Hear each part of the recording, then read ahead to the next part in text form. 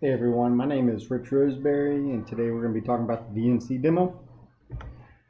In this demo, I'm going to go ahead and use the reference from the CFR 232135. I'll let you guys go ahead and read that quickly.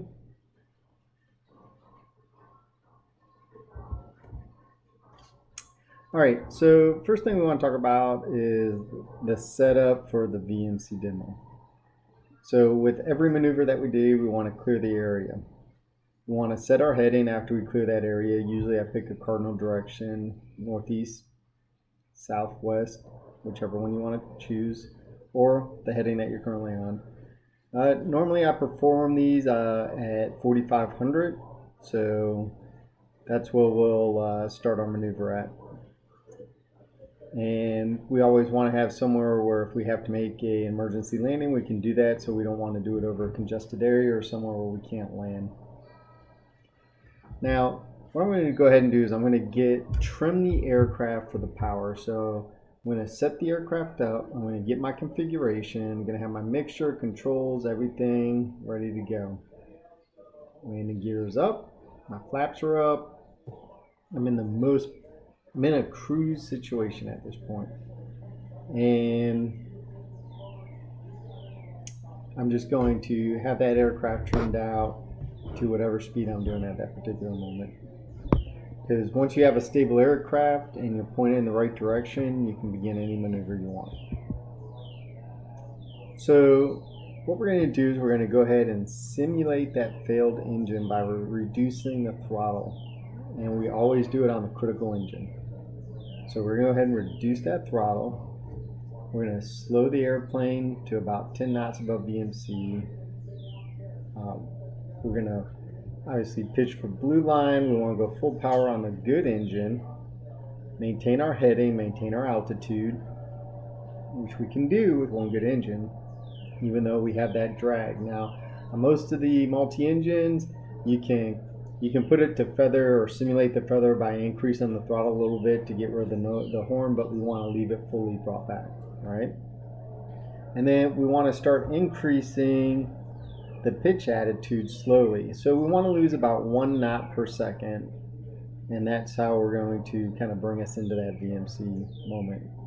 We want to continue to maintain our heading. Usually what I do is I find a point that I can pick out in front of me, and I focus on keeping the aircraft there. That's easier than sitting there and trying to reference you still need to reference your instruments, but you don't want to stare at them, otherwise you're going to lose focus of where you're at. So we want to keep everything, we want to keep the directional control as much as we can, and we're going to hold that back at that 1 knot per second until we feel that first indication of loss of direction of control, or you'll hit a stall. So the recovery is as soon as you feel that loss of directional control or stall, we want to bring that throttle back to idle. We want to regain VMC, and then we want to smoothly bring that throttle back to the good engine. We're not recovering with both of them, we're only recovering with the one engine.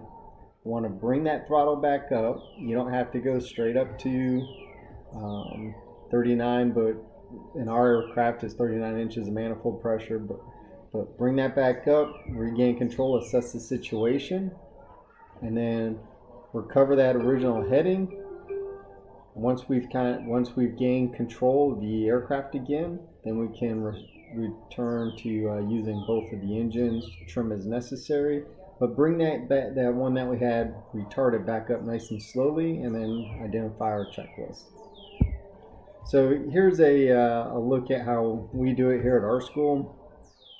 We do our clearing turns. We got our fuel mixture rich, props full forward, and we're down to we're at 15 inches of manifold pressure. We make sure our gear's up, flaps up, and then we would go to VYSC. We idle that one critical engine. We go full power, 39 inches of manifold pressure on the good engine. We pitch up -1 knot per second. Once we hit that loss of directional control or indication of stall, we reduce the power that we're using on the good engine, so that 39 inches comes back. We regain control, pitch down, get back to our 89 knots, and then we regain the control, and then with the operative engine, we begin to increase our manifold pressure. And then as we regain back to 89, get control of the aircraft, trim it back out, then we'll recover with the other engine. Does that make sense? Great. So this is just kind of a run through visual for you as we look at it, what we just talked to. It's obviously DA-42 looking aircraft. And you see the throttles down there. Now the DA-42 is a little different because it has a FADAC system, so you don't have mixture props and throttle. You got your props and throttle reduced together. And let's take a quick look at a video, and then so I'm going to just switch up a little here, okay? And I'm just going to wait. Happens every day. And you'll see it slowly start to yaw on the left.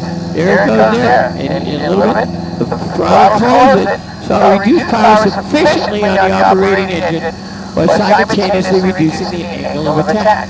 Slowly push down until I get to the blue line, which tells me it's safe to put the throttle back in. When I do, I add a little right bank, maintain the rest of the control again.